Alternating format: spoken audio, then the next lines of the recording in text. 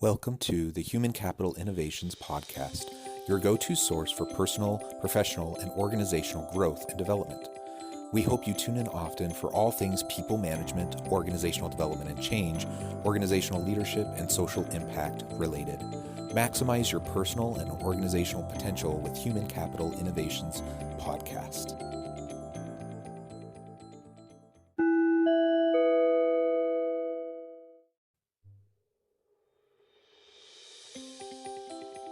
Welcome to the Human Capital Innovations Podcast. In this HCI podcast episode, I talk with Stephen Shapiro about finding the hidden solutions to drive innovation.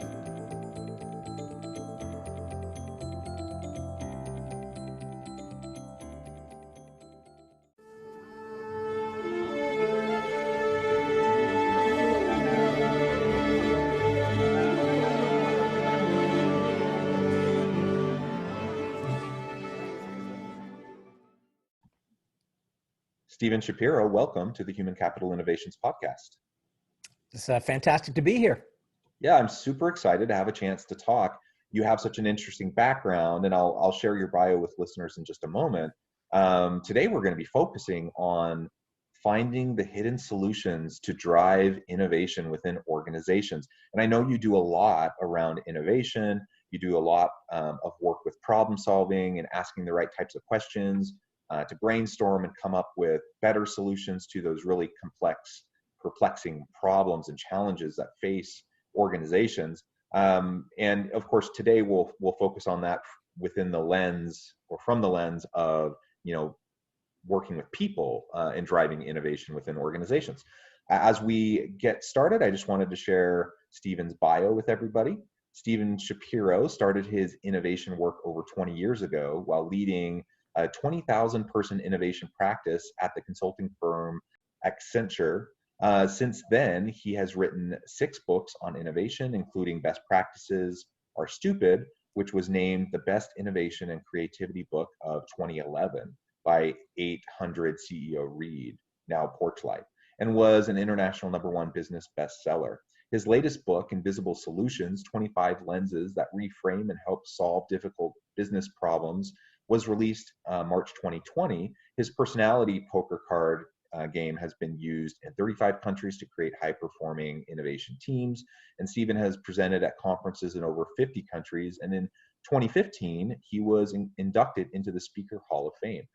His clients include Marriott, 3M, Delta Airlines, P&G, Nike, Capital One, Honda, Johnson & Johnson, Microsoft, and NASA, among many others. His work has been featured in Newsweek, Entrepreneur Magazine, Success Magazine, The Wall Street Journal, The New York Times, CNBC, USA Network, TLC, and ABC News. Such an awesome background, such a tremendous impact that you have, Stephen, in the world of work and in the world of organizations and helping people to be competitive and successful. So I'm honored to have the chance to talk with you today. Before we really launch into the discussion, anything else you would like to share with the listeners by way of background, personal context?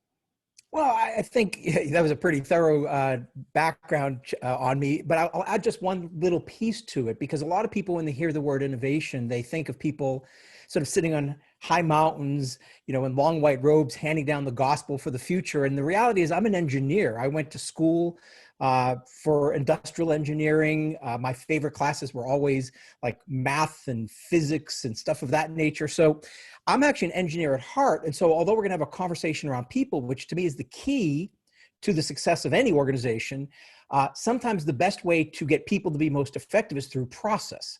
And that's where my background really excels, is in a process mindset for driving high performance in people. Yeah. Processes and systems ultimately influence culture, and that's what's going to shape mindset and knowledge sharing and innovation and creativity, right? And so organizations definitely have to pay close attention to the policies, practices, procedures, the systems, the mechanisms that are in place. Those systemic mechanisms are so key in how they influence individuals. So while it's the individual and the collective human capital, the collective genius of individuals within an organization that drive innovation, it's also the processes, it's the systems that enable that to happen, or that can derail innovation.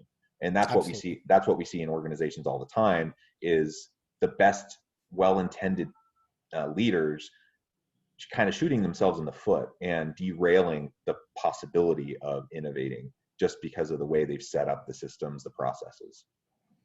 Yeah, processes can be a great help. They can also be a great hindrance to success in an organization. And that's where I really focused on is as an engineer, I'm always trying to reverse engineer what's the best process with the least amount of structure that gives the greatest results. I'm also a jazz sax player. And so I always think about things in terms of the jazz metaphor rather than the symphonic metaphor, which is highly prescriptive. What I love about jazz is there's still a process to it. There's still a structure, but it's much more improvisational. And that's the question is how do we give people as much improvisational room in the work that they do while still having a coordinating structure? Yeah, coordinating structure and scaffolding, right? Because we do need to support our people to have success. And if we just completely throw them to the wind, some people will be successful in that kind of an environment with complete autonomy, but most people need some semblance of some sort of processes, some sort of structure to allow them to be grounded. So it's that fine tuning, that combination. And I love the jazz metaphor. In another life, I was involved in vocal jazz in the Pacific Northwest, which has a really rich vocal jazz history. And you're absolutely right that when you're improvising, doing scatting or things like that, like there's structure to it, but it's improvised structure, right? And it's built upon what has come before. So within jazz, you're constantly referring back to the greats and previous artists and their interpretation, and throwing in little pieces and tidbits that give homage to those individuals.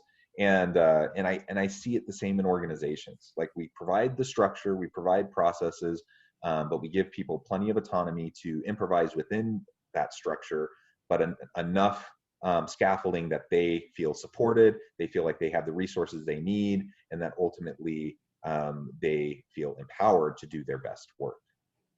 Yeah, and if we bring all this back to the topic of problem solving and innovation, so one of the things which, building on what you were saying before, which is we need some kind of structure. If we give somebody a blank sheet of paper and say, hey, come up with some ideas, we know that the ideas that people come up with aren't really new or valuable. I mean, valuable is probably more important than new, but they're the ones that we've thought about in the past. So we have always used this expression, think outside the box. But the problem is when you tell people to think outside the box, you're increasing abstraction. You're increasing the brain's ability to develop solutions. And therefore it generates a lot of solutions. Most of them are irrelevant. So I always say, don't think outside the box, find a better box. What we don't want to do is give people too much rope. But what we want to do is make sure that when they're innovating, when they're problem solving, that they're actually framing the problem the right way, because that structure becomes the key to driving high performing innovation inside of an organization. Yeah, yeah, absolutely. Well, and I think of when it comes to innovation, our best efforts are still going to fail more often than not, right? And so it's about failing fast, leaning forward into the learning that happens through the creativity and the innovative process. And you may only have 1 out of 10 types of approaches that end up sticking, that end up working, that end up being viable. But you can learn from all the other ones that fail. And as long as you fail fast and you fail forward, then that becomes a stepping stone to build upon, and you build on those learnings to then drive the next innovation. And so those failures don't even really need to be viewed as failures. They're just learnings that then help us to improve the next time, as long as we're failing fast. If we're complete, you just mentioned the giving them enough rope. If we give them enough rope to hang themselves with, and they, they're and to me that means they're not failing fast. They're not piloting with the intention of scaling once they have proof of concept, and instead they're really going to shoot themselves in the foot and the organizations in the foot. But if we just recognize that, yeah, sometimes things are going to work out, sometimes they're not, and we just learn from everything we're doing and move forward in a productive, constructive way, then we'll be in good shape. Well, and it's interesting. I'd never liked the word failure, because if we are failing, I think we're doing something wrong. So I'm actually, my belief is we've been over glorifying failure. If we're not breaking eggs, we're not innovating. And look, is failure going to happen? Sure, it's inevitable, but that shouldn't be our goal. So I always recommend that my clients really use the lens of experimentation rather than failure. Because Yeah, I like that. if you conduct an experiment and you disprove your hypothesis, that is, you say, we thought this was a good idea, but the evidence tells us it's not, that is a successful experiment. It is not a failure. That's right. Where failure Yeah. occurs is when we run an experiment, it tells us it's a good idea when it's not a good idea, and then we move forward. So I really try to, and I have a number of processes that we use with clients to make sure that they're not failing, but that they're experimenting and they're reducing the risk, because that to me is the name of the game, is reducing risk and gaining some speed. Yeah, absolutely. I completely agree. I like that framing. It's interesting. I would love to hear your take on it. How do people respond when you frame it that way as experimentation? Do people have a good reaction to that, or I could imagine some people having like initial walls going up, because the whole idea of experimentation, to them means all this like sciencey stuff that maybe they're not comfortable with. But it doesn't need to be scary. But experimentation is exactly what you just mentioned. It's simply testing and learning and growing and moving forward, and that should happen in every type of work that we do. Yeah, I've never really found much pushback on it. I mean, once it's explained, I mean, I'm not talking about that you're going to go sit in a laboratory for 20 years trying to invent a new drug. But the whole mindset of scientific discovery is something which is easy enough to grasp when it's laid out in a very simple process. Again, it comes back to simple processes. And so I find that that's, people really like it. And especially when I tell them that the biggest barrier to, or the biggest creator of failure, we always say that it's yeah, but is the thing which kills innovation. And I've actually found exactly the opposite to be true. Our issue is not that we're killing innovation. The problem is we're not killing enough innovation. We're not killing the bad innovation. So the biggest barrier is something which I call the wow, this is a great idea, which basically means once you believe something is a great idea, something called confirmation bias kicks in, which then all of a sudden now, no matter what we do, no matter what type of experiments we run, even if it tells us it's a terrible idea, our brain's going to filter out all the evidence that says it's bad, and it's only going to focus on what is good. And there's so many reasons for this.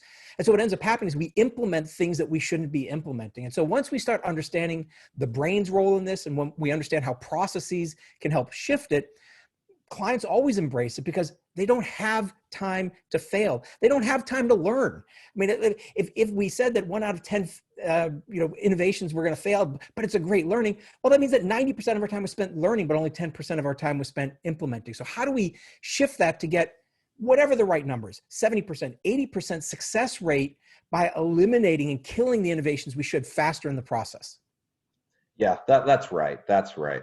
And confirmation bias is such a dangerous thing, and it is human nature, and it is the way our minds tend to work, and no one's immune from it, unless we can learn to recognize it, and we can learn to push back and to have a questioning mind, not take things for granted. And so whether that's talking about innovation, as we're doing right now, I mean, it applies to every aspect of life, I think. And I see so many times, I see it come back to confirmation bias, and I it's never effective for me to like go up and shake somebody and say, stop, having confirmation bias. But that's what I want to do, sometimes, because I just see someone or a group of people or an organization doing things that's not in their best interest, but they just can't see it because of confirmation bias. So that's absolutely something that we definitely need to be careful with. So I know you talk a lot about hidden solutions, finding those hidden solutions, to really complex problems so that you can solve the problem faster. What do you mean by, finding those hidden solutions, and what are some tools and tricks to be able to do that? Sure. So I think the biggest challenge we have is as human beings, we're not wired for innovation. We're actually wired for survival. And so what ends up happening is that we create neural pathways. Basically, these are grooves or paths in the brain to things that we've thought about for a long time or things we think about on a regular basis.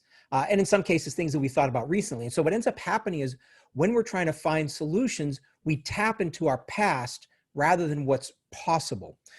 So when we are doing problem solving, a lot of times we're asking the wrong question because of our past experiences. And so to me, the best path to finding great solutions is to stop looking for solutions. The best path to finding better solutions is to step back and make sure we're asking the right question. So I said earlier, don't think outside the box, find a better box. Well, that better box is the reframed problem. How can we change, the question so that instead of focusing on revenues, which might be too broad, it's about margins. Instead of getting more profitable customers, how do we get fewer more profitable customers? Each of these changes in the question will give us different possible solutions. And we don't take enough time to actually think about the questions we're asking. We're running around chasing solutions.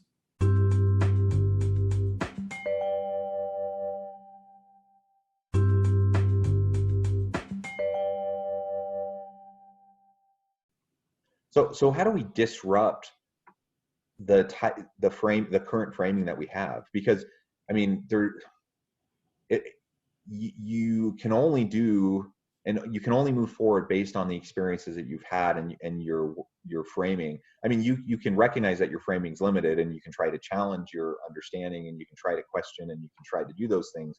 I think that's important. But any other thoughts or ideas on how we can actively disrupt our current framing to kind of push ourselves into asking different types of questions? Yeah, so I think the first thing is to just acknowledge that most likely we're asking the wrong question. And the reason for that is we're making a lot of assumptions.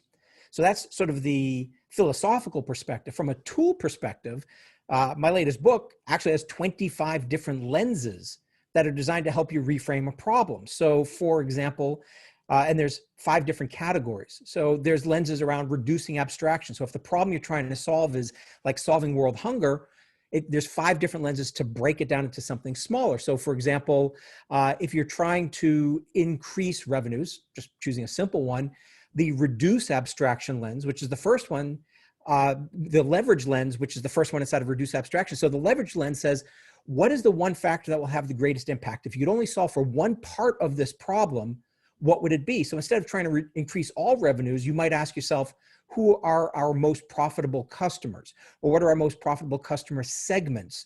Or where are we least profitable because we're spending way too much time? So what you might find is you have a lot of customers that require a lot of hand-holding, and therefore, even though they might be generating a lot of revenue, they're actually sucking your margins. And so these 25 different lenses become sort of a mental kaleidoscope that allow you to shift and twist and change whatever question you're working on and come up with a bunch of different reframes, each of them which will give you different possible solutions. And then typically what happens is you see one, you say, oh, that's the one, this is going to drive the best results, and you move forward with it. I really like that. And it's useful to have different models, different framings, kind of right there in front of you, so you can force yourself to think along those lines. I don't know what you think, but something that I've found helpful is just proactively putting myself in different situations to interact with different types of people, with different types of worldviews and framings, perhaps people from different backgrounds, different disciplines, different industries, because it's in that environment where all of a sudden I'm kind of forced to have my understanding and my ideas bounce off of and interact with people that are from completely different backgrounds than me. That usually for me has been the way that I've come up with some of the most creative types of approaches that I've ever done. And so I try to foster interdisciplinary teams. I try to have conversations like this. It's one of the nice perks of having a podcast where I talk to hundreds of thought leaders and industry experts, because it just fundamentally forces me to interact with people that probably I wouldn't have otherwise. And then I learn from it, and I get all these new insights, just as things start to bounce off of what's already in my head. So for me, that's like one of the keys is just like put yourself out there, get yourself into a situation where you're out of your comfort zone, where you're interacting with different people with different backgrounds, different ways of understanding, different ways of viewing the same type of problem, because they're coming at it from a different angle with a different set of questions. And at that point, you can start to reframe.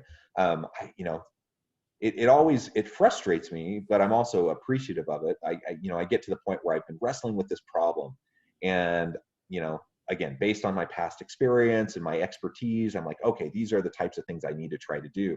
And then I'm like, it's not until I'm out walking my dogs around the park and I notice something that then triggers something in my head. It's something totally disconnected, but like I see something happen in the tree, and it triggers something in my head, and then all of a sudden, like, wait a minute, I'm looking at this all wrong. And what if I think of it this way? And now, and then it just lays out in front of me like these 5 things I should do right away. And sure enough, it ends up being successful. So I mean, it's sometimes these flashes of inspiration, are just a byproduct of us putting ourselves out there into situations where we can have those little trigger moments to help us view things from a different lens. Yeah, absolutely. And in fact, what you're describing is one of the 25 lenses, which is the analogy lens. So that's under the increase abstraction, because what in a lot of cases happens is we assume that the problem that we're trying to solve is going to be solved in the domain in which it's framed. So if I'm trying to solve an industry specific problem, I'm going to look to that industry, or if it's a functional problem. But one of the things that we know is if you ask the question, who else has solved a similar problem in a different area, you get some really cool solutions. So for example, the gas pipeline industry has problems with cracks, breaks, and leaks in their gas pipelines. Well, they spend a ton of money with experts trying to seal cracks. But then when they ask the question, who else solves a similar problem? Well, the human body solves that problem. You get a paper cut, you don't have to go to the doctor. You don't need stitches. It seals itself. And by studying the human body, they were able to build an inert coagulant ingredient that goes inside of gas pipelines. And there's literally thousands and thousands of great examples of how solutions were found outside of the area of expertise, because expertise is often the enemy of innovation. And so that's one of the other 25 lenses, is the analogy lens. So that's great. Yeah. Well, and it's, I'm sure you can appreciate this as an engineer. Like, you do need expertise, right? You need people with very deep expertise in particular areas to be able to operationalize, right? And to be able to prototype, and to be able to carry out things successfully. So you do need that expertise. But if you only have a group of experts, like the pipeline example that you just said, I'm sure that the big oil companies are spending tons of money bringing in scientists and consultants and experts, but they're not coming up with the solutions because they're all like deep expertise in like this one narrow area. And it's not until they start to get outside of that area that they can find a solution that's going to be workable. And so it's like we have to find a way to foster both deep expertise, but kind of cross-pollinate, interdisciplinarity and cross-disciplinarity. It is so important, I think, to get outside of the box to find that new box. It's impossible for me to even conceive of what might be a different box unless I have some breadth to my understanding of how different areas connect, right? Or at least I surround myself with people who come from different areas of expertise, and then we have open dialogue so that we can explore and find those different boxes, to then, ask the different questions. So I don't know, what do you think about like expertise versus, breadth versus depth of expertise as we try to tackle problems to come up with solutions? We need both. I mean, expertise is only a problem if you don't recognize its limitations. So, because we're not looking to adopt solutions from other industries, we're looking to adapt solutions from other industries. And if you don't have the expertise, then you don't have the context. But you also need to recognize that most people, so Steve Jobs once said, creativity is just having enough dots to connect. And the problem is most people have one dot.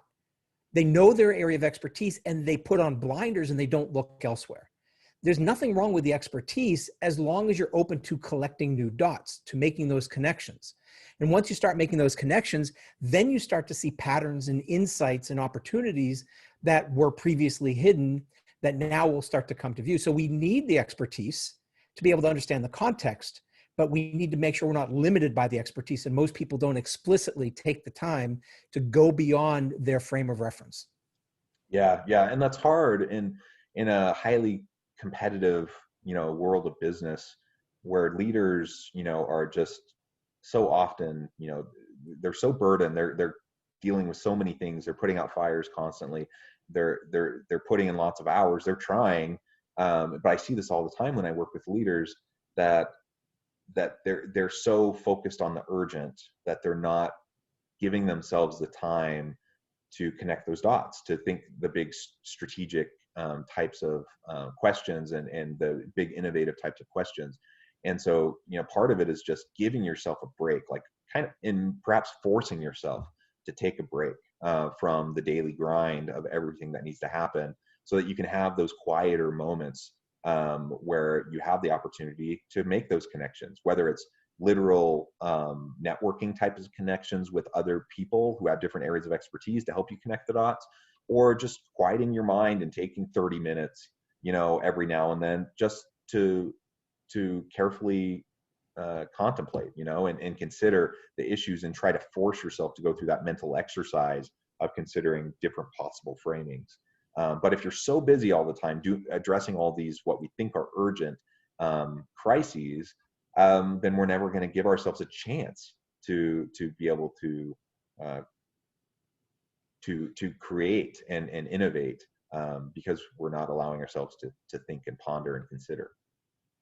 Yeah, and one of the other lenses is the observation lens. And this is a little different than the other lenses, but I think it's a really powerful one, because if you're solving the wrong problem, you'll never find the right opportunities. And the observation lens just basically says, how can we be hyper aware to what's around us? And in particular, how can we observe our customers, our clients? How can we observe the way that they interact with our products, our competitors' products?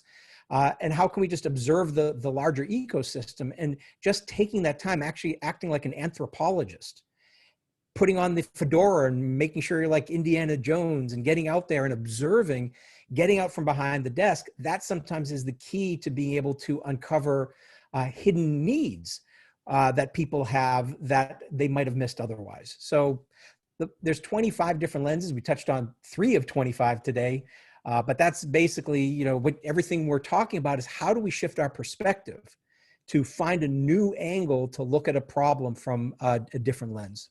Yeah, absolutely. Well, Stephen, it has been a real pleasure talking with you today. I wish we could continue, but our time's drawing short, and perhaps we can continue this discussion another time. But before we part ways today, I wanted to give you the last word and give you a chance to share with the listeners how they can get connected with you and find out more about what you're doing. Sure. So I guess I'll close with a quote that's attributed to Einstein. He never actually said these exact words, but I love the essence of the quote, which is, if I had an hour to save the world, I would spend 59 minutes defining the problem, 1 minute finding solutions. That's 59 minutes defining the problem, 1 minute finding solutions. And from my experience, most organizations and most teams and most individuals are running around spending 60 minutes solving problems that are either the wrong problem or they're not well framed. And so instead of focusing on the solution, let's focus on the question. And it's paradoxical that the more we stop focusing on the solution, the more likely we are to find better solutions. So the best way to get in touch with me and learn more about the Invisible Solutions book is to go to invisiblesolutionsbook.com. There you can learn about the book, but there's also a whole bunch of free downloads, such as the 25 lenses. You can download those and use them and apply them to your problems. And here's the thing I know is, there's not a business problem that I've not been able to solve by using these lenses. And in many cases, we solve them in 15 minutes. So I know it's a bold statement. It doesn't mean the solutions were always the best solution, but at least it moved us forward in a way that we had new insights that we wouldn't have had otherwise. Wonderful, wonderful. Well, thank you, Stephen. It has been a pleasure. I hope my listeners will reach out, get connected on LinkedIn, go check out the website, check out the book. Hopefully this has been a useful discussion for everyone who's tuned in. I hope everyone can find ways to drive greater innovation within their organizations. And as As always, I hope everyone stays healthy and safe. I hope everyone can continue to find meaning and purpose at work each and every day, that everyone has a great week. Thank you.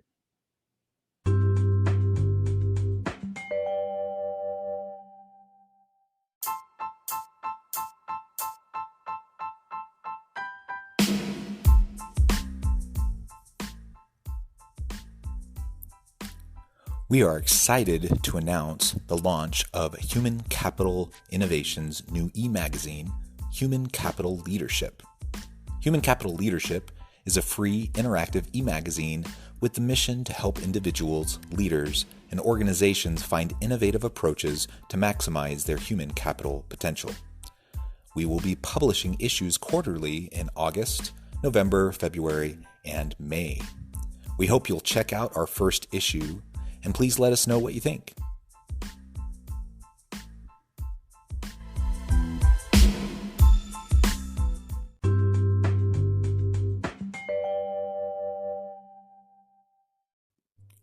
Thanks again for joining us for this episode of the Human Capital Innovations Podcast. I hope you stay healthy and safe and that you have a great week.